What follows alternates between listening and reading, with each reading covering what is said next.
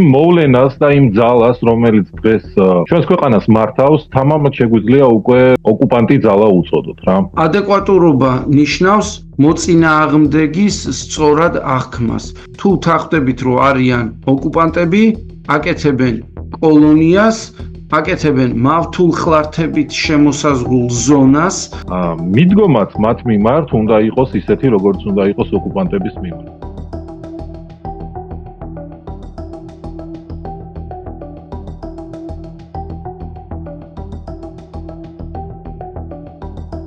მოგესალმებით ყველას, ვინც გვისმენს და გვიყურებს, მოგესალმებით შტაბიდან, გიომელაძე და ლუკაწულაძე და ვაგრძელებთ ჩვენს შეხვედრებს.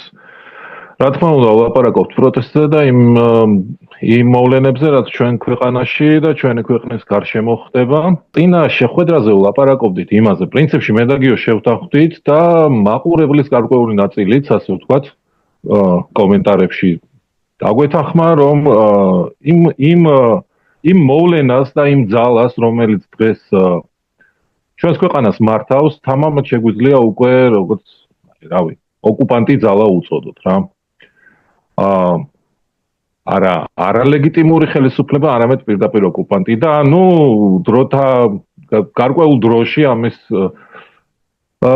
შემოყალიბებასაც შევძლებთ უფრო პუნქტობრივად, ასე ვთქვათ, მაგრამ აი ჩვენთვის ეგრე შევთანხმდით რა. საქმე რაშია, თუ საქმე გვაქვს ოკუპანტთან და ძალასთან, რომელიც ჩვენი ქვეყნის დაპყრობას ცდილობს და პრინციპში დაიპყრო კიდეც დიდი ნაწილი და ერთადერთი რაც ვერ დაიმორჩილა და ვერ დაიპყრო არის საზოგადოება და ის ხალხი, ვინც ყოველდღიურად აპროტესტებს აი ამ ოკუპაციას. მაშინ თუ ესენი არიან ოკუპანტი, ჩვენი ოკუპანტები, ასე ვთქვათ, ოკუპანტი ძალა, მაშინ ჩვენი მიდგომაც მათ მიმართ უნდა იყოს ისეთი, როგორც უნდა იყოს ოკუპანტების მიმართ. ნახეთ, აქ არ ხმარობს სიტყვას მოწინააღმდეგეს, აღარ ხმარობ, იმიტომ რომ როდესაც ამ პროექტს ვიწყებდით, აი გიოსთან ერთად, მაშინ ოპონენტს უწოდებდით ოპონენტს და მოწინააღმდეგეს, ასე ვთქვათ. და ბევრჯერ ვთქვი, რომ აი რამდენიმეჯერ ვთქვი, რომ ესენი არ არიან მტრები, ანუ ის მტრები, რომელსაც თავი უნდა მოვაჭრა და ასე შემდეგ. უბრალოდ არიან ხო მოწინააღმდეგეები, თუნდაც სუდი, თუნდაც ნაძირალა, სხვადასხვანაირი, მაგრამ მოწინააღმდეგე რა, რომელსაც უპირისპირდები და რომელთან ბრძოლაშიც გარკვეული წესები არსებობს. თუმცა აი ამის შემდეგ მოწინააღმდეგემ აი იმ ძალამ, რომელსაც დღეს უკვე ოკუპანტს ვეძახდით, დაგვანახა, რომ მათთვის წესები არ არსებობს. წესები არ არსებობს არც მოლაპარაკებაში, არც დაპირებაში, არც სიტყვის შენარჩუნებაში, სიტყვის გატეხვაში, არც თავისიანის და არც მოწინააღმდეგის, ანუ ჩვენთან დაპირისპირებაში და არ არსებობს წესები, რასაც ვერ გადაახტება და არ არსებობს მორალური ბარიერი, რასაც ვერ გადააბიჯებს რა. მოკლედ, უპირისპირდებით ოკუპანტს და სავარაუდოდ უნდა ვიფიქროთ იმაზე, რომ ჩვენი მოქმედებებით მათ წინააღმდეგ, ასე ვთქვათ, დავგეგმოთ და გავახორციელოთ ისეთი, როგორც მაგალითად ოკუპანტთან მიმართებას შეეფერება. ხო. ოღონდ აქვე განმარტებას გავაკეთებ, რომ აქ არ გულისხმობ, არ მივდივარ, ხო, გასაგებია, რომ ოკუპანტ შეგიძლია ტყვიითაც ებრძოლო, მაგრამ აი ამაში არ მივდივარ რა. ისევ არაძალადობაზე ვლაპარაკობ. ოკუპანტს უპირისპირდებიან არაძალადობრივადაც. ოღონდ ოდნავ განსხვავდება რაღაცეები. გიო, მოგესალმები, მესამედ. კი ბატონო. კი, მე მგონი, რომ ძალიან მნიშვნელოვანია ვიყოთ თანმიმდევრულები. ზოგადად თანმიმდევრულობის პრობლემა პირადად მეც მქონია რა, როცა აი ამ რეჟიმზე ვლაპარაკობ. ერთხელ მithქვამს თქვათ, რომ აი რუსული მთავრობა, მეორე მხრივ მithქვამს, რომ ჩვენი მოწინააღმდეგეები, ამ პოლიტიკური ოპონენტები და მე ხა ვფიქრობ, რომ ისი რა, არ შეიძლება ეგრე დაბნეულები ვიყოთ რა, ეგ ნიშნავს, რომ ვერ ვიაზრებთ რაღაცეებს რა, და თუ ვერ ვიაზრებთ და თუ ბოლომდე კიდე არა გვაქვს ჩამოყალიბებული, თქვათ, ხედვა სურათის აღქმა, ჩვენი როლის, მონაწილეობის, ეს რა თქმა უნდა გაართულებს ხო ყოველგვარი პროცესის ორგანიზებას რა, იმიტომ რომ მთავარი ხო ხედვა აქედან იწყება. ეს ხედვა არა გაქვს, შესაბამის ნაბიჯებს ვერ გეგმავ, ან გეგმავ ისე, რომ ერთმანეთთან სინქრონს ვერ უკეთებ და უბრალოდ მანქანა არ მიდის რა. ეხლა ძრავი რო ერთ ოთახში დადო, გადაცემათა კოლოფი მეორეში და საწვავი და ის ელექტროობა კიდე მესამე ოთახში ეს არნიშნავს, რომ მანქანა გაქვს, მიუხედავად იმისა, რომ ეს ყველაფერი გაქვს. ის რომ მანქანად გადაიქცეს მთელი სისტემა, ხო? და მერე დადოს შედეგი. ამას სჭირდება სინქრონიზაცია რა. ამიტომ მე მაგალითად გეთანხმები იმაში, რომ ჩვენი შტაბი უნდა ავაწყოთ ოკუპანტი ძალის იდეასთან და ოკუპანტ ძალასთან დაპირისპირების გარშემო. ანუ თუ ვლაპარაკობთ მანქანაზე, მაშინ ჩვენ ამ მანქანაზე უნდა ვილაპარაკოთ და რომელსაც მოუწევს სიარულის თუ პირობებში საბრძოლო ველზე მოუწევს სიარული მტრულ გარემოში მან უნდა გაართვას თავი ამ წინააღმდეგობებს და მშვიდობიან ადგილამდე უნდა გაიყვანოს მოქალაქეები ანუ მისი მგზავრები აი ასეთი მანქანა მე უფრო მგონია რომ უნდა წარმოვიდგინოთ და რა ვიცი ხა ყველაფერი რაც კი ადრე ვილაპარაკია ჩემი აზრით უბრალოდ უნდა გადავიაზროთ პოლიტიკური მოწინააღმდეგის და ოპონენტის ნაცვლად უბრალოდ წარმოვიდგინოთ ახლა ოკუპანტი ძალა რასაც და აი ამ ჩვენს არგუმენტს უკვე რომელსაც ვლაპარაკობთ ამყარებს დღევანდელი კალაძის პრესკონფერენციაც რომელიც ამბობს რომ დასავლური სახელმწიფოების დიპლომატები არაფერში აღარ გვჭირდება აი ჩემთვის პირადად მაგალითად რუსული ოკუპაციის გამარჯვება გამოიყურება როგორ ეს არ არის რა რაღაცა რუსები შერბიან ყველა სახლში ეგრე თავიდან ეგრე არ ხდება ეს ხდება წლების მერე ამას წლები ჭირდება და უკვე მერე როცა რუსები იწყებენ ასე ვთქვათ კულტურული ველის დაკავებას თავიდან იწყება როგორ ქრება ესე იგი ტრადიციული მოკავშირეების დასავლელი მოკავშირეების დროშები ქრება პერსპექტივები დასავლურ ინსტიტუტებთან თანამშრომლობის და ჩნდება რუსული დროშები მე გეუბნები აი ფიზიკურ გამოხატულებაზე რა უბრალოდ კიდია რა რუსეთის დროშა რო ეთქვი აპონჩი კიდია გეუბნება რომ რავი ხა პარტნიორი რო არ გავაბრაზო კიდებ რა მაგასაც აი ჩინეთსაც დავკიდებ თუ გინდა რა ვიცი ჯერ მოქალაქეები კიდებენ თავის კერძო საკუთრებაში ხო და ჯერ აი ესენი მაგრამ მე ჩნდება ესენი იცი სასტუმროებზე ჩნდება მე უკვე სახელმწიფო უწყებებზე და აი დღეს რო იქ მუშაობენ ტიპები რო ამბობენ რომ იცი რა აი ხა ეგრეც არ არის რა და აჭარბებთ და რაღაცა ხო აი მე ეგენი შეიძლება სამსახურებიდან წავიდნენ პროტესტის ნიშნად, მაგრამ ვის რა ფეხებს გამოჭამენ. მე ეს უკვე რუსული იქნება. ანუ დღეს კიდევ არის შანსი, რომ შევაჩეროთ. ამიტომ არის რომ სწორედ უნდა ვილაპარაკოთ, მე მგონი სწორედ ოკუპაციის პირობებზე და მასთან დაპირისპირებაზე. უნდა გავასწროთ მოვლენებს. და რა თქმა უნდა არის განსხვავება ოკუპაციის პირობებში აქტივიზმის და პოლიტიკურ ოპონენტთან ან ავტორიტარის მიერ ძალაუფლების მიტაცების დროს აქტივიზმს შორის. კი ბატონო. იო, აი მე გეთანხმები, კალაძის განცხადება ეს ელჩებთან დაკავშირებით, ეს არ იყო უბრალოდ ელჩებთან დაკავშირებით განცხადება, რომ რაღაცა უკმაყოფილება გამოხატა. დაჟე ეგეთ სიტყვა თქვა, რა აზრი აქვს მათ აკყოფნას თუ რაღაც აი არანაირი მნიშვნელობა არ აქვს, არანაირი აზრი არ აქვს. ანუ ეს რას ნიშნავს?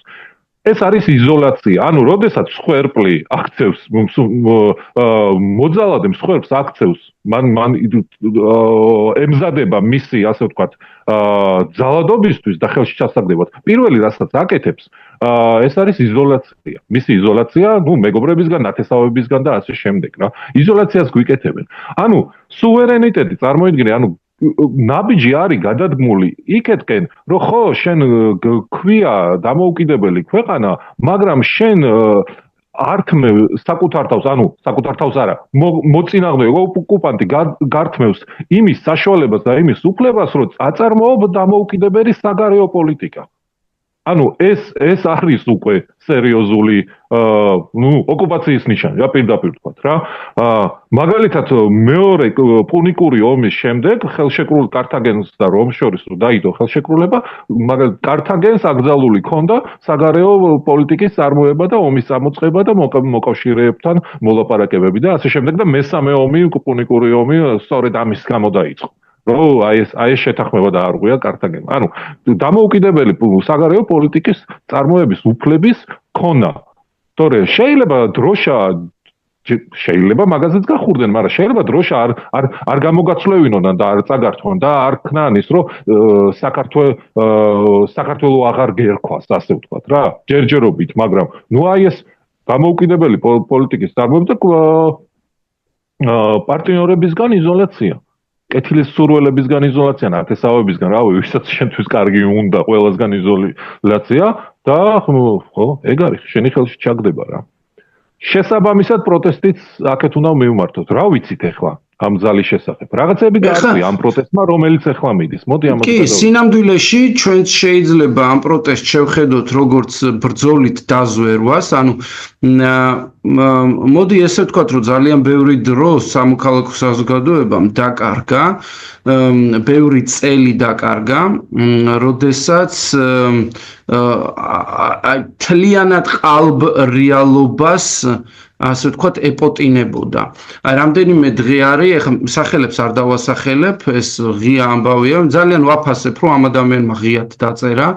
რამდენიმე დღეა ერთ-ერთი აქტიური ადამიანი, ერთ-ერთი NGO-დან, ესე იგი აქვეყნებს ესეთ სტატუსს, რომ მისი, თქვათ, მამა იყო ადგილობრივი ქართული ოცნების ოფისის დამფუძნებელი, ამ ყველაფრის მოთავე, მოკლედ სააკაშვილის დროიდან მოყოლებული და ну აი ახლა გადაუდგა რაღაცნაირად ოცნებას, არ ვიცი მასთან ну დაპირისპირება მოხდა რაღაცა, მოკლედ და ეს ადამიანი წამოვიდა და ამბობს, რომ ეხა ემუქრებიან და მოკლედ მთელი ისტორია მოყვა რა ამას, მაგრამ თვითონ ეს ადამიანი, ეს გოგონა, ვისი მამაზეც არის ლაპარაკი რა, თვითონ ეს არასამთავრობო ორგანიზაციაშია წლებია, მე რაც ვიცი, ანუ ერთი ზუსტად ემთხვევა პრინციპში, აი ქართული ოცნების გამარჯვება და რაღაცა ამ ადამიანის გააქტიურებაც უკვე არასამთავრობო ფლანგზე რა. და ეს ძალიან ბევრი შემთხვევა გვაქვს ესეთი, როდესაც ოჯახის ერთი წევრი მთავრობაშია, მეორე წევრი არასამთავრობო ორგანიზაციაში. და იქ აქტიურობს, იქ კლიმატს ქმნის, ხო, იქ ვიღაცას ესაუბრება, ანუ პერსპექტივები ჩვენი ბოლო 12 წელი განსხვავდებოდა აღქმა, ხო? მე როგორც ადამიანი, რომელიც ვერ ვგრძნობ ვერანაირ შეხებას ახალ არჩეულ ამ ძალასთან, იმიტომ რომ მაკავშირებდა ძალიან ბევრი პირადი კავშირი წინა მთავრობის მოქმედ ესე იგი პირებთან სხვა საფრთხეებს ხედავ. ის ადამიანი, რომელიც დაკავშირებულია, ის სხვა საფრთხეებს ხედავს. ანუ ესე იგი დაცილება პოზიციების, ხო? რისი ბრალია არაპროფესიონალიზმის, პირადი მიკერძოების, ეს ძნელი სალაპარაკოა და დიდი ხნის, იმიტომ რომ ჩვენ ახალი საზოგადოება ვართ. ჩვენ ცოტა გამოცდილება გვაქვს დამოუკიდებელი ცხოვრების და დამოუკიდებლობასთან ურთიერთობის რა. აი ყოველთვის ადვილია რომ ვიღაცას სადღაც ანგარიშს საბარებდე, მაგრამ თუ ანგარიშს არ აბარებდა შენ ხარ ტიპი, რომელმაც გადაწყვეტილება უნდა მიიღო, შესაბამისი შედეგები შენ თავზე უნდა იწვნიო და პასუხისგებლობა უნდა აიღო, ეგ სხვა რეალობაა და რთულია და გადაწყვეტილებები სხვადასხვანაირად მიიღება. ამიტომ ეგ არ ავხსნათ რა და როგორ ამ წუთისთვის თქვათ, რომ ჩვენ ბევრი წელი ამ მოვლენას, რასთანაც დღეს გვაქვს შეხება, სახელს არ ვარქმევდით. და ბევრი მიზეზი ქონდა ამის, ჩვენ არა, ну რაღაც დიდი ნაწილი საზოგადოების რა. ამბობდა რომ ეს არის, თქვათ, რადიკალები ვართ თუ ლაპარაკობთ ემაზე, რა ქვია, ავტორიტარიზმზე, ძალაუფლების მიტაცებაზე, რუსულ გავლენებზე და ასე შემდეგ. ამიტომ ერთი მიმართულება სამუშაო ეხლა სერიოზული არის ამ მიმართულებით ჩასატარებელი. სიყალბე უნდა მოიშალოს. აი როგორც ეს ერთი ადამიანი წერს თავის ოჯახში არსებულ პრობლემებზე, ხო? ჩემი აზრით ძალიან ბევრმა უნდა გვითხრას. იყო თუ არა მისი გადაწყვეტილებები მიკერძოებული სხვადასხვა მიზეზის გამო. და ეს უნდა გავიგოთ ჩვენ. როდესაც ჩვენ და უნდა გავუგოთ რა, ჩვენ აღარ გვჭირდება ჯოხების ქნევა და ვიღაცების ცემა, თუ ეს ადამიანები უბრალოდ მართლა რაღაცა შეცდომას აღიარებენ და რაღაცაზე ლაპარაკობენ როგორც თავის სისუსტეზე და მოსულა, მოდი რა, ეხლა მაგის დრო აღარ არის. რომ აიცი რა, შენ რაღაცა თანამდებობა არ გეკუთვნის, რადგან შენ არ გაქვს ობიექტური მსჯელობის უნარი, შეცდომებს უშვებ. ეგრე აგერ სალომე ზურაბიშვილის შეცდომებით სავსეა ჩემთვის, მაგრამ იყოს რა, ეხლა რასაც აკეთებს გააკეთოს. კი, შეიძლება ცუდად აკეთებს, სადაც ცუდად გააკეთებს, იქ უნდა მიხვიდე და მაგის გაფუჭებული სცადო და გამოასწორო, სადაც არა იყოს და რაღაცა გააკეთოს. იქნება რამე სასარგებლო მაგის აქტიურობასაც მოყვეს. და აი ეს მომენტი, ეს არ უნდა გაუშვათ დღეს ხელიდან, აი ეს გადატეხის ასე ვთქვათ, უკვე ამ რეჟიმის მიერ ნიღბის ჩამოშლის მომენტი და ეს უნდა ვცადოთ და გამოვიყენოთ მე მგონი რაღაცა ეროვნული კონსოლიდაციის საფუძვლად და ეს ჩემი აზრით პირველი მნიშვნელოვანი გასაკეთებელი საქმეა საინფორმაციო კამპანია, რომელიც რეალურ აი ამ პრობლემებზე, რეალურ სურათზე ელაპარაკება საზოგადოებას და რუხაძის და იმედის ავადმყოფურ ბოდვას ანეიტრალებს. ეს არის მე მგონი ერთი საქმე, იმიტომ რომ მათი ძლიერი მხარე დღეს არის მხოლოდ საინფორმაციო ომი, რომელსაც ისინი წარმატებით ატარებენ, ადამიანებს უბრალოდ ტყუილს უნერგავენ და უთიშავენ გრძნობელობის მას რა ქვია, უნარს რა, უბრალოდ ისეთ რაღაცას რეხვავენ, რომ ან ტიპი გაგიჟებული იყურება, რომ ღმერთო არ მინდა ეგა კაცო, მაგას მირჩევნია რუსეთში ვიყო. ალბათ მეჩვენება. მე მქონია ეგეთი შემთხვევები, როცა ამათ კომუნიკაციას უსმენ, ვფიქრობ, რომ ალბათ მეჩვენება. მე უბრალოდ მიუხვდარ ვარ, რომ ხო, არ მეჩვენება, რეალობა არის. მაგრამ აი ეს რაღაცა წამი, ეჭვის წამი, აი რაღაც დავადებო, რომ აბა ეს ხო არ შეიძლება მართლა იყოს, იმიტომ რომ თუ ესე არის, თითქოს სიზმარი არის და მართლა სიზმარში ხო არ ვცხოვრობთ. ანუ რეალობა როგორ შეიძლება იყოს. მე გეთანხმები, ეხლა ნახე სურათი, ანუ რეალობა, ანუ მას შემდეგ რაც ნიღაბი ჩამოიხსნეს, თუ ჩამოხსენით და ჩამოიხსნეს, მოკლედ ნიღაბი აღარ არსებობს რა. შეიძლება კიდევ არსებობს რაღაცა იმის შემდეგ რაც ნამდვილი სახე გონია, ესეც ნიღაბი არის და უკან კიდევ რაღაცა არის, მაგრამ რეალურად აი ეს ნიღაბი ჩამოიხსნა, რეალობა დავინახეთ, მაგრამ მე მგონი ყველანი ჯერ ერთმანეთთან არ შევთანხმებულ ვართ რა არის ეს რეალობა, რეალური მოწინააღმდეგე და რეალური სახე მისი როგორია და რა არის. ანუ ეს სავარაუდოდ ვერბალურადაც უნდა შევთანხმოთ, ანუ უნდა ჩამოვაყალიბოთ რა. და მნიშვნელოვანია მე რომ ამას თვალი გაუსწოროთ და ხო, და ცოტა ვაგვიანებთ. აი ამან ჩამოიხსნა, მაგრამ ჩვენ კიდევ დრო გჭირდება რომ ჩვენ ერთმანეთს ეს გაუზიაროთ. იმან ჩამოიხსნა და ჩვენ გავართ და ვცდილობთ რომ ესე ხელი ავიფაროთ, აბა რაღაც დამალობანას, აბა მართლა ეგ არის, არ არის, აბა მართლა ეგ არის, არ არის. აი ამ თამაში თავი უნდა დავარქვა. ვიღაცამ ბოლომდე ვერ დაინახა, ვიღაცას ვერ ვარწმუნებ, ვიღაცა გეუბნება რომ აუ ცოტა ეგ პარანოია, ვიღაცისთვის მეტი არგუმენტია საჭირო და ასე შემდეგ რა. ანუ ბევრნაირი ადამიანი ვარ. მოდი რიცხვებით ვთქვათ. კოცებს ამ წუთისთვის 35% უჭირავთ. როგორ უჭირავთ? ცალკე ამბავია. ამ 35-ის, აი ესე რო ავიღოთ 35%, ამისი 50% მე დარწმუნებული ვარ, რომ სხვადასხვა საფუძვლით არის რუსი და რუსეთის მხარეს და ეგრე იქნება ყოველთვის. ანუ დედამიწა რო გასკდეს და აი რა ვიცი, შიგნით ჩაიტანოს, მაინც რუსად დარჩება. ამიტომ უნდა გქონდეს რეალისტური მიზნები. 35-დან 15 უნდა გაეთიშოს. 15-ის გათიშვა, ჩემი აზრით ეს 15 არის შიში, ეს 15 არის დეზინფორმაცია და ეს 15 არის პიროვნული შუღლი. აი ვიღაცას არ მოწონს მეორე მხარეს ტიპი და იქით არის ამის ჯინაზე. ესა ქართველებში ეს საშინელი მომენტია რა, აი ჯინაზე ყველაფერს დაანგრევს რა, თავის სახლსაც დაანგრევს. ამიტომ აი ჯიბრში ჩადგომის მომენტი ერთი ეს გადასალახი გვაქვს იქ სადაც ეს არსებობს. დეზინფორმაცია გასანეიტრალებელია იქ სადაც ის მუშაობს. შიში გადასალახია. შიში დასამარცხებელია. იქ სადაც შიში მუშაობს. ხო, აი ეს ამაზე მე მგონი ცალკე გადაცემა კიდე უნდა ჩავწეროთ, იმიტომ რომ დეზინფორმაცია, შიში, შუღლი უნდა გავიაზროთ, ვის პოტენციურად სად შეიძლება კონდეს მოჭიდების წერტილი და ამ სხვადასხვა ჯგუფებთან, ასე ვთქვათ, უნდა წარუდგინოთ ჩვენ მსმენელს რაღაცა სტრატეგია ამ სხვადასხვა ჯგუფებთან მუშაობის რა. ამიტომ ეს ერთი მომენტი ცალკეა, მაგრამ ეს არ არის ერთადერთი, ხო? ეხლა ჩვენ წინაზე ჩამოთვალეთ სუსტი წერტილები. ხო, კი, დრო არის გადავიდე. ხო, ძალიან კონკრეტულად. ერთი ეს იყო TSU, ერთი ეს იყო დიდი გზატკეცილები და ერთი სუსტი წერტილი კიდე რა იყო გამომრჩა, შემახსენებ.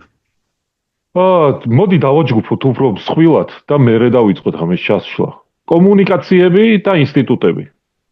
აი ამაზე უნდა შევთანხმდეთ. ხო, მაგრამ ის მესამე გქონდა რაღაცა.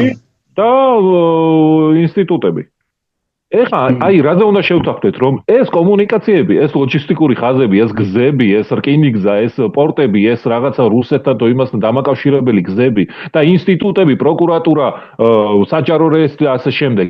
ეს არ არის ქართული ლოჯისტიკური ხაზები და ეს არ არის ქართული ინსტიტუტები, საქართველოს ინსტიტუტები. დასრულებულია ეგ ამბავი. ეს არის ოკუპანტის ინსტიტუტები, იყო ოდესღაც ქართული ინსტიტუტები, დღეს არის ოკუპანტის ინსტიტუტები რა. აი მის მორჩილებაში მყოფი ინსტიტუტები. და როდესაც ვფიქრობთ ამ ინსტიტუტებზე, უნდა ვიფიქროთ, რომ ეს არის ოკუპანტების ინსტიტუტი და შესაბამისად უნდა დავგეგმოთ მათთან დაპირისპირება. ანუ როდესაც ვფიქრობთ გზის გადაკეტვაზე, ან რაღაცა გზატკეცილის გადაკეტვაზე, შეფერხებაზე და ასე შემდეგ. აქ არ უნდა გვეგონოს, რომ ჩვენ საქართველოს რაღაცა მთავარ არტერიას ვკეტავთ რა. არა, მოწინააღმდეგის და ოკუპანტის მთავარ და საძირე არტერიას ვკეტავთ. იმიტომ რომ გასაგებია გვეუბნებიან, აი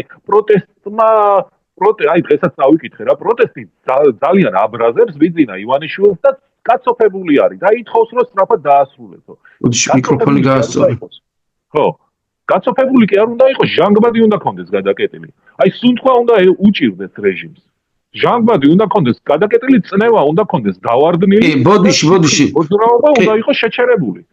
ანუ აი ზუსტად მაგის, ესე იგი, ხა სამეულზე ლაპარაკობდით და ეხ გამახსენდა, სმენელს შეუძლია ჩვენი წინა 31 და პლუს კიდე 30 ჩანაწერებიც ნახოს თუ აინტერესებს. ეს სამი არის TSU, დიდი გზა და კამერები. აი ამ სამ რაღაცაზე ლაპარაკობდით, როგორც მთავარ სუსტ წერტილზე, ანუ ჩვენთვის დარტყმის მთავარ სამიზნეზე, რადგან აქ ამ წერტილებში დარტყმაზე რეაგირებს არანორმალურად, ის ამას ძალიან გრძნობიარედ აღიქვამს და პრინციპში რაღაც თვალსაზრისით მისი მოქმედების არეალი მცირდება კიდეც. იმიტომ რომ აი ეს სამი, ასე ვთქვათ, მისი საყრდენი, თუ აქ დასუსტებულია მისი პოზიციები, მისთვის პოტენციურად იქ, ასე ვთქვათ, მომავალი საფრთხეებს ხედავს. და აი ამ სამ წერტილზე დარტყმის სრულიად ახლებური სტრატეგია გვჭირდება და ჩემი აზრით თლიანად აქტიური სამოქალაქო საზოგადოება უნდა გადავიდეს უკვე ფარულ მოქმედებებს. აი შენ როცა ამბობ ჟანგბადი უნდა ქონდეს გადაკეტილი, ჟანგბადის გადაკეტვის ყველაზე, ასე ვთქვათ, რეალისტური მიდგომა ეს არის ფარული მოქმედებები, როდესაც მას არ შეუძლია პასუხი აგებინოს ჩამდენს და პლუს უზიანდება ისეთი სივრცეები, სადაც თავი უსაფრთხოდ გონია. აი მაგალითად, TSU-ს აუდიტორიებში ჩნდება რაღაცა წარწერები. და ვერავინ ვერ ხვდება ეს ვინ გააკეთა, კამერებზე ვერ ფიქსირდება, მოულოდნელია, ეს არის პანიკა. მერიაში ჩნდება იგივე, პროკურატურის შენობაში ჩნდება და შსს-ის შენობაში. არ მკითხოთ როგორ, თუ ადამიანები მოინდომებენ ამის გაკეთება შეიძლება, მათ შორის შეიძლება იქ მომუშავე თანამშრომლებმა გააკეთონ. მაგრამ თავარი რა არის? უნდა გამოეცალოთ უსაფრთხოების შეგრძნება. დღეს ქუჩის გადაკეტვა მათ უსაფრთხოების შეგრძნებას აცლის. ამიტომ არიან გადაცოფებული ეს ნაძირლები, ეს უსამშობლო და უოჯახო ნაძირლები, რომელიც არ ერიდებიან და აი ესე ხან ცემენ, ხან შეურაცხყოფას აყენებენ, ხან დამცინავად. ეხლა ოპერატორი დაიჭირეს და ჯიბეში რა გვინა ჩადება სახლიდან ვერ ამოგიღებთო უთხრეს. ხო? ანუ აი ეს მთელი, ასე ვთქვათ, ხროვა ეხლა გავეშებული ცოფიანი ძაღლების, რომელიცაც გამოყრიან, შეყრიან, ხო? აი ამათი გაღიზიანებას რა იწვევს? თანმიმდევრულობა. აი დღეს მაგალითად გადაიკეტა გზა. ეს უკვე რომელი გადაკეტვაა? შეიძლება 92 გადაკეტვაა. ანუ ესენი გიждდებიან, იმიტომ რომ თვითონ მოვიდნენ სიბინძურით სავსე ქუჩიდან, რომელსაც ვერც კი კეტავდნენ კი არა, ზოგჯერ 5-6 ადამიანი ყავდათ იმ რაღაცა გალიებში და ამბობდნენ რომ აი ქუჩა ჩაკეტილიაო, იმიტომ რომ არ ქონდათ საზოგადოებრივი პროტესტი. და დღეს ნამდვილად არის პროტესტი. მე მგონი ეს ძალიან მნიშვნელოვნად ამათ აცოფებთ რა. ეს ძალიან კარგი რამეა, მაგრამ პარალელურად აუცილებლად გვჭირდება ფარული მოქმედებები და აი მე მგონი აქ უნდა ვილაპარაკოთ კიდევ ერთხელ მცირე ჯგუფებზე. კი ბატონო. კი. ხო, აღარ დავბრუნდები უკან, მოდი მცირე ჯგუფები გავაგრძელოთ. აღარ დავბრუნდები, რაღაც კომენტირება მინდოდა, მაგრამ ეს მნიშვნელოვან ადგილზე მივედით.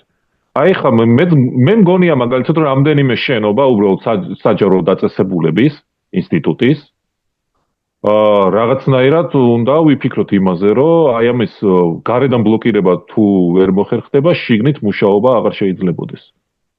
აი მარტივად შეიძლება მაგალითად უბრალოდ ტუალეტები ჩემი აზრით ეგ არის შემდეგი ეტაპი, მაგრამ თავიდან მე მგონი მნიშვნელოვანია, რომ თუმცა ძალიან საინტერესო ეტაპია.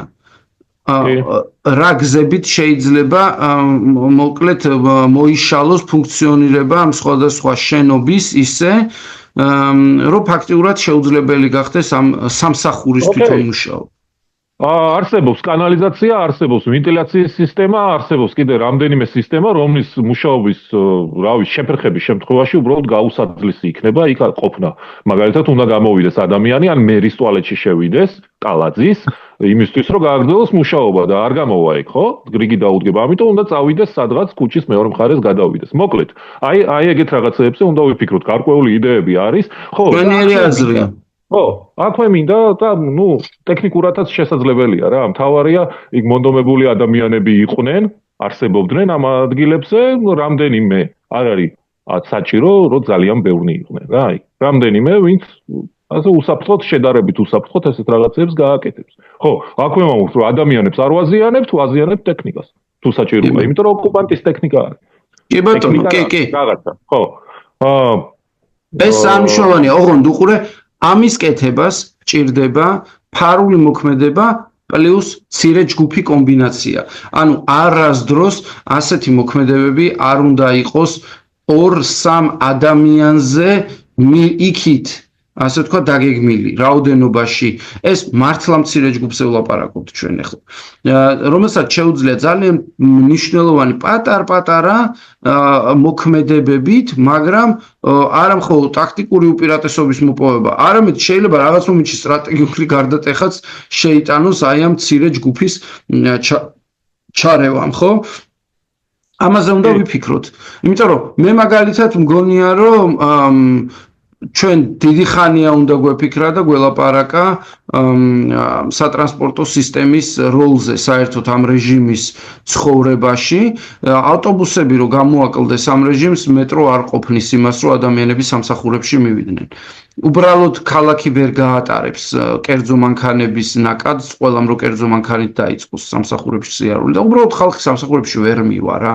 ანუ ავტობუსები ძალიან მნიშვნელოვანი დამხმარეა ამ რეჟიმის, ხო? ამასაც მცირე ჯგუფების პატარა დაგეგმვა, წამუშავება ჭირდება, რომ ეს პროცესი გაჩერდეს, უბრალოდ ავტობუსები რო გაჩერდეს. არაფერი ამაში განსაკუთრებული არ არის, ყველაფერი რეზინის საბურავებზე დგას. ასე რომ ეს მომენტები, ეს ყველაფერი მოსაფიქრებელია, მაგრამ მცირე ჯგუფებში. ყველას შეიძლება ქონდეს თავის ლოკაცია, თავისი უბანი და იმ უბანში რამდენიმე რაღაცას უყუროს. ავტობუსი, სახელმწიფო დაწესებულება, რაღაცა ნებისმიერი დისკომფორტის შექმნა ოკუპანტისთვის არის მნიშვნელოვანი.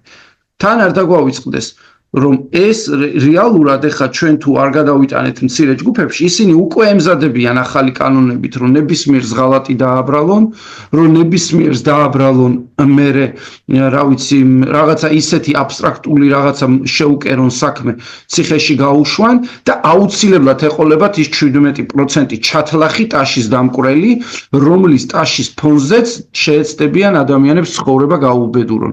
იცოდეთ, ეგენი გამკეთებლები არიან და გამკეთებლები არიან ყველა ვარიანტში. მიუხედავად იმისა, წინააღმდეგობა ექნებათ თუ არა. უყურე, დაჩაგრულის იდეა რა არის, რომ აიცი რა, მოდი აბა დავნებდები და იქნება აღარ დამჩაგროს. აი როგორც კი ეგეთი ფიქრი იწყება, იმან უკვე გაიმარჯვა. მას აქვს თავის მიზანი. ის არის ოკუპანტი. ჩაგვრა მაშინ იწყება სწორედ. აბა რა, ის არის ოკუპანტი. ჩაგვრა მერე იწყება. ის არის ოკუპანტი. მაგას ეგ მიზანი აქვს, რომ ზუსტად ეგ აზრი გაგიჩინოს თავში. იმიტომ რომ ამის მერე მისთვის შესაძლებელია შენი დამონება. სრულად დამონება და შენი მოხმარება უკვე როგორც მისთვის სასურველი ობიექტის. ეგ უნდა იმას კაცო, ის კი არ უნდა რომ რაღაცა შენგან საფრთხეს გრძნობს და თავი დაიცვას. არა, საფრთხეს აღარ გრძნობს შენგან. უკვე შენ ბულინგზეა გადასული. ეხლა უნდა რომ შენ ობიექტად გაქციოს.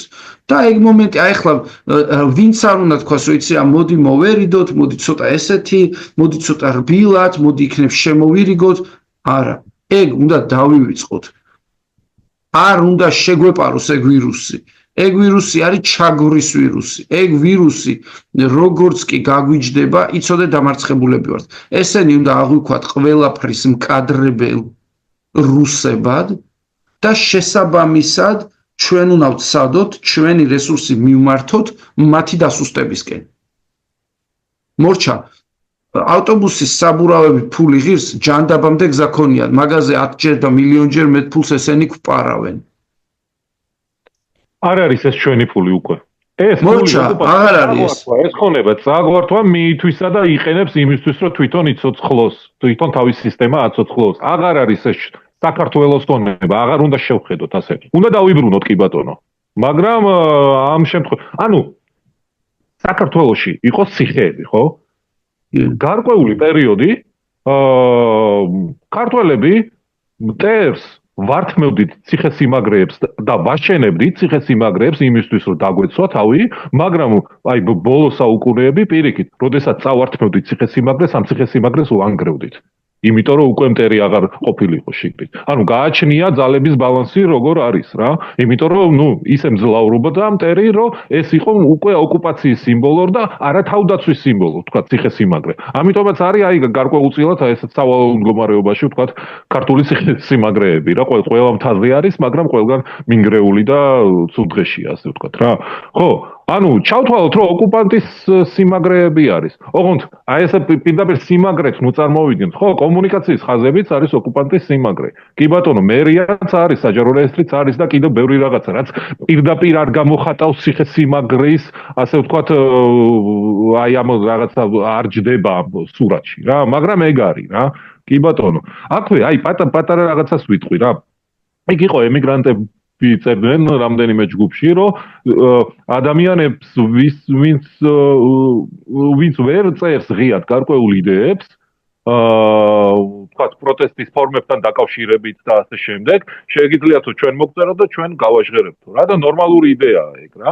აქვე მეც მინდა ვთქვა, რომ აი რაღაცა იდეები იგივე, აი როგორ გავაჩეროთ რაღაც შენობის ფუნქციონირება. თუ გაქვთ ვიღაცას და ვთქვათ, აი ამას ღიად ვერ ამბობთ ან რაღაც პრობლემის გამო ან არ გინდა დაფიქსირება, ანუ თავს იკავებთ, ანუ ეგეც შეგიძლიათ რომ რავი, მომწეროთ რა, პირდაპირ აი მიპოვოთ, მომწეროთ და თუ ჩავთვლით საჭიროდ გავაჟღერებთ, შეიძლება ღირებული იდეა იყოს, მაგრამ ამ მომენტში არ იყოს მისი ადგილი და საერთოდ არ გავაჟღეროთ, შეიძლება ხო, შეიძლება საერთოდაც არ გავაჟღეროთ, ან თქვათ ესკალაციის ხარისხი ზრდიდეს ისე რომ თქვათ იმ მომენტში არ იყოს აი ეს მიზანშეწონილი ასე ვთქვათ. მაგრამ აი ესე, თუ გააქვთ რაღაცა იდეები აი ამ მიმართულებით, იმიტომ რომ რაღაცა სახელმძღვანელო, ესეთი დიდი სახელმძღვანელო, რომელშიც აი ესე ჩამოწერილი იქნება, არ არსებობს, ეს ყველაფერი ჩვენ უნდა შევქმნათ რა. ჩვენ უნდა შევქმნათ ეს თავდაცვის სისტემა, თავდაცვის ზღუდეები, თავდაცვითი მოქმედებები. თავდაცვითი შეტევითი მოქმედებებით რა, კონტრშეტევითი მოქმედებებით. ანუ ამებზე უნდა ვიფიქროთ, ეს შესაქმნელია და ყველამ ვიფიქროთ. ინფორმაციის გაცვლის მექანიზმებზეც უნდა ვიფიქროთ, შედარებით უსაფრთხოდ გაცვლის მექანიზმებზე რა. მაგრამ აი ერთ-ერთი უსაფრთხო რაც არის, აი გიოს ნათქვამი რაც არის, მცირე ჯგუფები. 3, 5, 7 ადამიანები, რომლებიც ენდობიან ერთმანეთს, რაღაცა პირად ისეთი უსაფრთხოება უნდა დაიცვათ, რომ ტელეფონი და ასე შემდეგ ცოტა გვერდზე გაწიოთ ხოლმე და არ გაგექცეთ ზედმეტი საუბარი, დაგეგმეთ განახორციელეთ. ეგ არის ძალიან მნიშვნელოვანი და ეგ ყველაზე უსაფრთხო ამბავია, იმიტომ რომ ვისაც ენდობი, იმასთან ცვლი გარკვეულ ინფორმაციას. ბევრი ლაილაი მაგ ისედაც არ არის ხოლმე საჭირო რა. ზედმეტი ლაპარაკი ასე. აქვე შევახსენოთ ჩვენ მსმენელს, რომ დაგვილაიქონ, გამოიწერონ არხი, ხო და მოდი მაშინ ბარემ აი ამ მცირე ჯგუფების იდეაზე ბარემ გავაგზავნოთ, წარმოვიდგინოთ კიდევ უფრო უკეთ და დავაკავშიროთ კამერების თემასთანაც. ეხლა ერთი მიმართულებაა თქვათ ტრანსპორტი, რომელიც თქვათ შერდება და გზას კეტავს თვითონ და შეუძლებელია უბრალოდ მთელ თბილისში ამის კონტროლი გააკეთოს სახელმწიფომ და მეორეა კონტროლის მექანიზმი, რაც ამ წუთს გააჩნია, ეს არის კამერები რა, რომელიც მას ეხმარება ადამიანების იდენტიფიცირებაში. ძალიან რთულია ესე ლაპარაკი ზედაპირულად კამერებთან მუშაობა როგორ არის საჭირო. მთავარი მიზანი რა არის? მთავარი მიზანი არ არის რომ კამერა მწყობრიდან იყოს გამოსული. მიზანია რომ კამერა ვერ ხედავდეს. და ეს როგორ არის მიღწეული, ხო? ამის მიღწევის შეიძლება სხვადასხვა მეთოდი არსებობდეს რა. პირველ რიგში, რა თქმა უნდა, მნიშვნელოვანია რომ შესწავლილი იყოს თვითონ დიაპაზონი მოქმედების ტიპები, რა ტიპებია. ანუ ხო ყველას კარგად ესმის, რომ ეს მოქმედებები არის უკიდურესი მოქმედებები, რომელსაც აიძულებს მთავრობა თავის მოქალაქეებს, რადგან ეს მთავრობა აღარ არის ამ მოქალაქეების მთავრობა. ეს მთავრობა არის უკვე რუსული მთავრობა. და თუ რუსული მთავრობაა, მაშინ მას არ უნდა შეეძლოს მოქალაქეების ხედვა და ყურება. რადგან ყოველი ასეთი რესურსი მის ხელში ეს არის ასე ვთქვათ, ეს არის რესურსი ადამიანების ჩაგვრის, პროტესტის შეკავების. ხო? ასე რომ მე მაგალითად ამაზე სერიოზულად ვიფიქრებდი, ოღონდ ამას არ ჭირდება ღიად ლაპარაკი, თქვათ სად, როდის, რა, როგორ უნდა გაკეთდეს რა. ეს არის ისეთი თემა, რომელიც შეიძლება კიდევ ერთხელ ამბობ ესე უბნებად ამ ყველაფრის დაყოფა და ორგანიზება. ეხლა თავარი აქცენტი რუსთაველზეა მიმართული, იმიტომ რომ მოქმედების სივრცე იქ არის, მაგრამ თუ ჩვენ წარმოვიდგენთ, რომ 5-6 ადგილზე ქალაქში მოხდება ესეთი შემაფერხებელი, ასე ვთქვათ, რაღაცა აქტივობები, მთავრობის შემაფერხებელი აქტივობები. მაშინ ის პოლიციური რესურსი, რომელიც ახლა რუსთაველზე ყავს მიყვანილი, აუცილებლად მისი დაგსაქსვა დაიწყება მთელ ქალაქში. აუცილებლად დაიწყებენ ეს ოპერები მთელ ქალაქში მოძრაობას, მონიტორინგს და უბრალოდ შეუძლებელია ეგ ძალიან დიდხანს გაგრძელდეს, დაწყდებიან. მაგდენი მორიგი არ აყავთ. ანუ თუ სამ პატარა ჯგუფს შეუძლია ერთი და იგივე უბანზე იმუშაოს 24 საათი, სამ პატარა ჯგუფს დაჭირდება 10 ოპერატიული მანქანა მაინც, იმიტომ რომ ის იმან ხო არ იცი სად მუშაობს, ანუ მუდმივად უნდა იაროს, მუდმივად უნდა მონიტორინგი აწარმოოს, ხო? გადაწყდებიან ამაში. ან მეორე მომენტია, რომ შეიძლება უბრალოდ ადგენენ და ქუჩის რესურსის ათვისება დაიწყონ. და აი ეგეც სერიოზულ ლუსტრაციას გამოიწვევს მაგ მთელი სისტემის, პლუს ძალიან სერიოზული შიდა წინააღმდეგობის რესურსის გაჩნდება. რესურსი, ანუ აი მაგალითად ქუჩის ხულიგნები, ქუჩის დაიცვან პოლიციის კამერები? კი, ზუსტად. კი. კი. ანუ აი ბირჟებს გადაიტანენ კამერების ქვეშ. და ეთქვენ, რომ აი აქ იყავით და არავინ არ მოვიდეს და არ გააფუჭოს რა. მაო, პალაჟენიას ნუ გვიფუჭებ, ხო? კამერებს ნუ გვიფუჭებ. კი, ხო, იმიტომ რომ შენ კამერას აფუჭებ და მე ჩვენ აქ პრობლემები გვექონება. ამიტომ ეგ ძალიან მნიშვნელოვანი სხვა შორის ეგ სინერგია აუცილებლად უნდა დაინახოს მომავალმა თაობამ, რომ ზღაპრებს თავი დაანებონ და ამ კრიმინალურ საზოგადოებაზე რაღაცა ეს არსებული მითები და რა ქვია არსენ აუძელაშვილობა და კიდე რაღაცა დაივიწყონ რა ეს ყველაფერი აქით ეს კრიმინალური ჯგუფები და ეს ვითომ ქუჩაში ყველაზე ხმამაღლა რო იგინებიან და არაფრის არ ეშინიათ უბრალოდ იმავე პოლიციის განყოფილების სხვა დეპარტამენტის თანამშრომლები არიან რომელსაც თქვენ ხედავთ აი შუშებიანში ფორმიანები არიან და უშუშოში ეს უფორმოები მაგრამ ეგ ყველაფერი მესმის რომ თქვენ ამას ვერ ხედავთ შეიძლება რაღაც მომენტში გონიათ ფანტაზია მაგრამ აი კამერების დაცვას რო დაიწყებენ მე ხო დაიჯერებთ არა ასე რომ ეგ თემა ეგ აუცილებლად გასატესტე მე სხვა შორის ქუჩაში მე გამბავი ნანახი მაქვს როგორ იცავს მას რა ქვია კედლების სისუფთავეს ადგილობრივი პარტაქტივი ოღონდ ეგეთი ესეთი მოძურბიჭო იქაურ ბირჟავიკი პარტაქტივი რომ აი ეს ჩვენ რატო ჩვენ უბანში და რაღაც კედლებს და ამ დროს გვერდზე თვითონ გადის და ფსავს თავისი სახლის კედელზე აი ეს არ მოწოს და ის პრობლემა არ აქვს რა ასე რომ მოკლედ ეგეთი ასე ვთქვათ ეგ სანაგვე ასე კულტურული სანაგვე რომელსაც ქმნის ეს კოცობა ეს არის კულტურული სანაგვე ამ ადგილის და ამ ყველაფრის მიზანია კულტურული განვითარება შეწყდეს და რა ვიცი მე აქ პრინციპში უკვე ხედავ რომ ეს რაღაცნაირად მართლა ეროვნულ პროექტად წარმოადგინა კოცობამ მის პარტნიორ ავტორიტარ რეჟიმებთან და ეუბნება რომ მე შევქმნის სანაგვეს სადაც შენ დემოკრატია პრობლემას არ შეგიქმნის შენი მიზნები განახორციელო მე არ მექნება დემოკრატია მე მექნება სანაგვე მე მექნება საბანდიტე მე მექნება ავტორიტარიზმი სადაც დავაჩმორებ ადამიანებს და მე გინდა გზა გააკეთო მე ჩემი თახვი კაცო იქ დემოკრატია პრობლემაა იმიტომ რომ სხვა მთავრობას აირჩევს რაღაცა კონტრაქტს გადახედავს ეგეთი რამე არ იქნება მე აგეთმო პირობას გაძლევ რომ ამათ დედას უტირებ ყველას ვინც ხვაურობენ და მე პორტი შენი იყოს გზა შენი იყოს აეროპორტი შენი იყოს ანუ ტიპი ქმნის თავის კომპანიას რა კომპანიას არა ზონას აკეთებს რა ზონას კოლონიას აკეთებს კი აი ეგ შენ რო ამბობდი რომ შენ აი დღეს თქვი ეგეთი რაღაცა რომ დანებდები არ ნიშნავს რომ შენ ჩაგვრას შეწყვეტსო რა მაშინ იწყება ჩაგვრაო ხო აი ეგ არის ზონა არის რა რომ დანებდები ეგ არ ნიშნავს რომ შენ ჩაგვრას შეწყვეტს პირიქით ბოლომდე ჩაგაჭერს და რამდენჯერაც გაილვის შეგაფურთხებს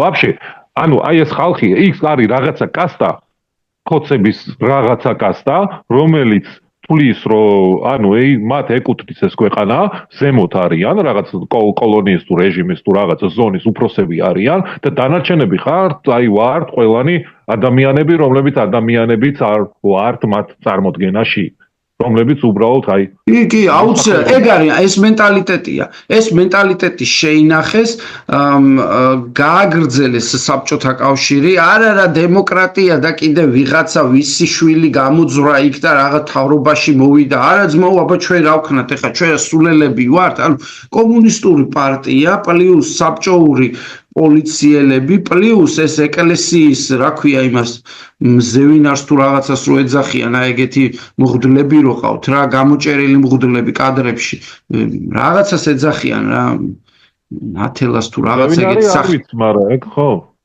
ან რაღაც სახელი აქვს შერქმეული მოკლედ ერთი ხარაზიშვილი ყავთ ერთი საპატრიარქოში რაღაცა ეგეთი ტიპები ყავს ბევრი მოკლედ რომელსაც კოლონიაც რაც სჭირდება, კოლონიის სტრუქტურას რაც სჭირდება რა და ეს კოლონია ჩვეულებრივად ეს გეგმა მოქმედებაშია მოყვანილი და მივლენ იგივე დასავლურ სახელმწიფოებსაც ეთქვია შე რა გინდა გზა გინდა აგე მე მელაპარაკე კაცო რა დემოკრატია რაღაც და აი ამ დროს ზუსტად ხდება ეს ძალიან მნიშვნელოვანი გარდატეხა რომელიც ჩემთვის ძალიან ესეთი იმედის მომცემი ეგ იყო რეალურად ან მთელი აქტივიზმის იდეას სწორედ იმიტომ ხედავ დღეს კიდე რომ უბრალოდ ევროპიდან გამოვიდა სიტყვა რომ ესე იგი იქნება ადამიანები ცალკე და მთავრობა ცალკე. ანუ ჩვენ ადამიანებთან გვინდა ურთიერთობა და მათი გაძლიერება გვინდა რა. იმიტომ რომ ეს შეიძლება და რა ვიცი, ესეთი პირი უჩანს შეიძლება ნიშნავდეს ევროკავშირის მხრიდან არა მხოლოდ ინტერესს, რომ საქართველოსთან ურთიერთოს, არამედ ურთიერთოს დემოკრატიულ საქართველოსთან, იმიტომ რომ უბრალოდ ევროკავშირში ძალიან ძნელი იქნება დაასაბუთო ბანდიტებთან როგორ ურთიერთობ რა. ანუ შიდა ელექტორატი ყავს სხვანაირი და პრინციპში შეუძლებელია რა. ამიტომ ორი ვარიანტია რაც შეიძლება და ამაზე მე ცალკე ვილაპარაკოთ, რაც შეიძლება ჩვენ დაგვიპირისპირდეს, მათ შორის ერთი ის არის, რომ გავაჩეროთ საქართველოს საკითხი, მაგრამ არ ეთყობა ეს, რომ ვიღაცას უნდა რომ ეს გააჩეროს. დიდი იმედი მაქვს, რომ არ გაყინავენ, ასე ვთქვათ, საქართველოს საკითხს შემდგომი განხილვებისთვის, რასაც ყავს ლობისტები და ალბათ ეგ ძალიან სერიოზულად სწორედ რუსულ ფეხებზე დგას ეგ ლობი. ეგ იქნება რუსულ ფეხებზე. ხო, თორე ინტერესი არის ზონის მიმართ. ინტერესი აი ამ რეგიონის მიმართ ნამდვილად არის, უბრალოდ ეს ცდილობს შექმნას კოლონია და ამიტომ მოკლედ თუ რაიმე კონკრეტულს და რეალურ მოქმედებას აპირებთ, ეს აუცილებლად უნდა იყოს ფარული. თორე დანდობა ამ რეჟიმის მხრიდან არავისი არ იქნება. გეუბნები საკუთარი ოჯახის წევრებს დაიჭერენ. გაუკეთებიათ ეგეთი მაგ ქვეყანაში. გამკეთებლები არიან. მარტო საქართველოზე კი არ არის რომ გააკეთებს ეგეთ რამეს.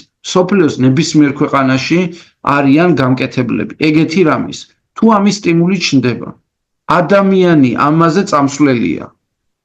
აი ეს იციან ხოლმე ზედმეტად თავის გვემა რომ აუ ქართველები რა არაფერი განსაკუთრებული არ არის. ნაძირლობა მოსულა ყველგან, რაღაცა პროცენტი არსებობს ადამიანის, რომელიც ამაზე წამსვლელია და მაგას სტიმულს თუ აძლევ გააკეთებს რა. ნუ ფსკერზე როცა ჩაიყვან ადამიანს და ზოგი არის ეგეთი, ზოგი ეგეთია კაცო, ზოგი შიზიკია, შერეკილია, რა ვიცი მე, არის ეგეთი მოძალადეა. რავი, ან ეგრე გაიზარდა, ან ეგეთი, რა ვიცი ხა, ეგ ცალკე ის არის, ხო, მეცნიერება როგორ ხდება. მაგრამ ძალადობენ ადამიანები საკუთარ ოჯახებზე, საკუთარ ოჯახებს აპატიმრებენ, ანუ ყველაფერს აკეთებენ და მან 100 წლის წინ რო იყო, ეგ რო იყო 100 წლის წინ და 50 წლის წინ რო ხდებოდა, ეგ არ ნიშნავს, რომ ეხლა აღარ მოხდება, იგივე ადამიანები ვართ ზუსტად. ანუ ადამიანები ბიოლოგიურად იგივე არსებები ვართ, უბრალოდ მოცემულობა თუ იქნება იგივე, ადამიანებიც ვიმოქმედებთ იგივენაირად რა. თუ ეს კულტურული რაღაცეები შეგვეცვლება და თუ იგივე მოცემულობაში მოხვდებით, მოქმედებაც იგივე იქნება და რატო გონია რომ ეგ არ განმეორდება? რადგანაც ძველ ფოტოებს უყურებთ შავ თეთრად და ახალი ფოტოებს ფერადი გვაქვს, სხვა ადამიანები გონია არა, იგივეები ვართ რა. უბრალოდ, შეიძლება ჩვენ თაობაში არ მოხდეს, ეხლა არ მოხდეს, ანუ ვიღაცამ არ წავიდეს, იმიტომ რომ რაღაც კულტურული ბაზისი აქვს სხვანაირი, ხო? მაგრამ ეხლა თუ კოლონიას აკეთებ, ზონას აკეთებ და იქ მერე ახალი ადამიანები ამოყავს და ახალ კულტურულ რაღაცა კოდს უსვამ, იმას გენეტიკას არა, მაგრამ კულტურულს, ხო? მაშინ შეიძლება განმეორდეს. ეგ არის. შეიძლება ინსტაგრამში. კი, ამიტომ ფარული მოქმედებები, მცირე ჯგუფები და სუსტ წერტილებზე მიტანილი იერიში შეიძლება იყოს შემდეგი ეტაპი. ნუ ეს იერიში ამ ეტაპისთვის არის ასე ვთქვათ მსუბუქი, რომელიც გულისხმობს ტრანსპორტის მწყობრიდან გამოყვანას, გულისხმობს ხედვის სათვალთვალო საშუალებების, ასე ვთქვათ, რაღაცნაირად არაეფექტურად გახდომას და ასე შემდეგ, რაც ვთქვათ, მოწინააღმდეგეს ხელს შეუშლის თავისი რეპრესიების გატარებაში და აი უსამართლო პროცესების მოწყობაში, რასაც დღეს აწყობენ, რომ ფაქტიურად ამ 5,000 ლარიან ჯარიმებს წერენ თითქოს და არაფერს არ ნიშნავდეს ეს ფული და მოკლედ აი ამ ფორმით ცდილობენ პროტესტის გაჩუმებას. მე მაგალითად აი ეგეთი რაღაცის მომხრე ვარ, ეხლა უბრალოდ იდეას ვამობ რა. ყველა 5,000 ლარიან ჯარიმაზე 10,000-იანი ზარალი მივაყენო იქეთ რა. მის ქონებას. ან რაღაც, ანუ პირდაპირ, იმიტომ რომ ბიზნესმენა ტიპი არის რა, ეგ ვაჭარი არის რა, აი ეგრე უნდა დაუთვალო რა. მაგისი ქონება არის მოსაფიქრებელი, სად არის? მე შენ 20,000 მოგაყენებ რა, 20,000-იან ზარალს რა. ანუ აი ეგ მოხდება რა. მე პირადად შენ თუ შენ სისტემას თუ შენს კამერას და ასე შემდეგ. ანუ ეგ ამბავია რა. კამერის გაფუჭებაც თუ რაც არის, ანუ შეზღუდვა ასე ვთქვათ.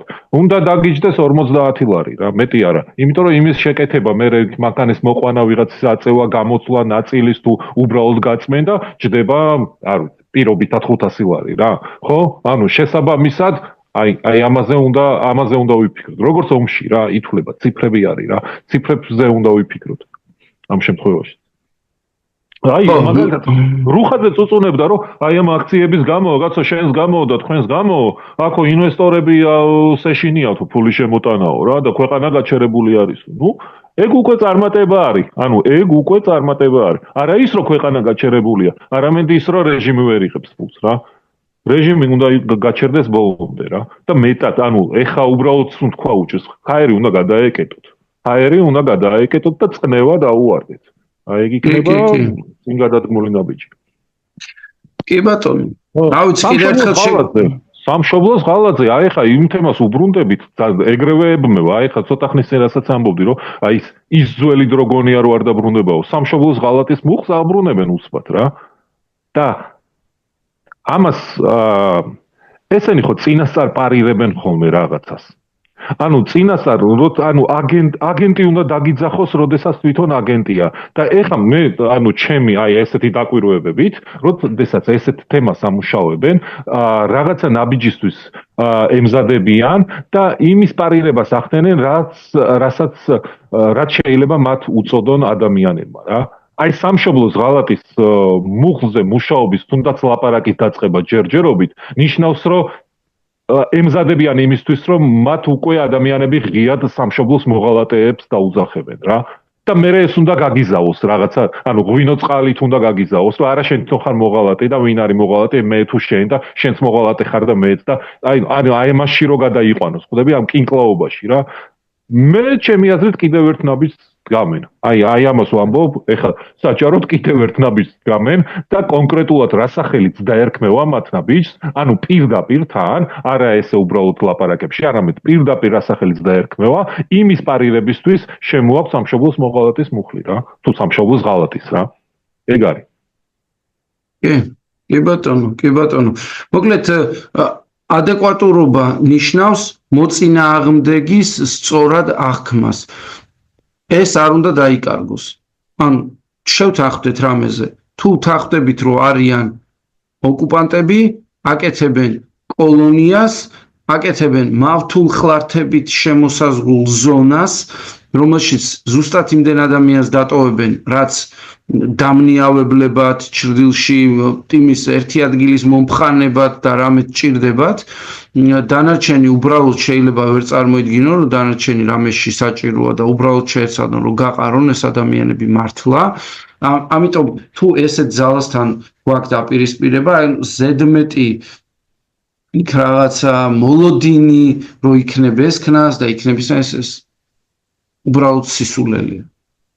ასე რომ დავიწყოთ მე მგონი ხელახლა აღვადგინოთ ფარული ჯგუფების იდეა და თუ ის იდეა იყო კონკრეტულად თქვათ აი ამ ყველაზე ცხელი ფაზის დროს ეფექტური და კარგად მუშაობდა უბრალოდ ეხლა უნდა დავიწყოთ მზადება რომ ზუსტად ამ მეთოდებით მაგრამ განგრძობითად შევასუსტოთ რეჟიმის დაწოლა თავარი წესი ადამიანები არ ზიანდებიან, ზიანდება მატერიალური რაღაცა საშუალებები, რომლითაც რეჟიმი ამყარებს თავის, ასე ვთქვათ, ავტორიტარულ დიქტატურას.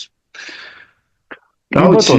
ხო, მე მგონი რომ კარგი ადგილზე ვართ ეხლა და შეგვიძლია, რავი, დავამშვიდობოთ და შემდეგ გამოიწერეთ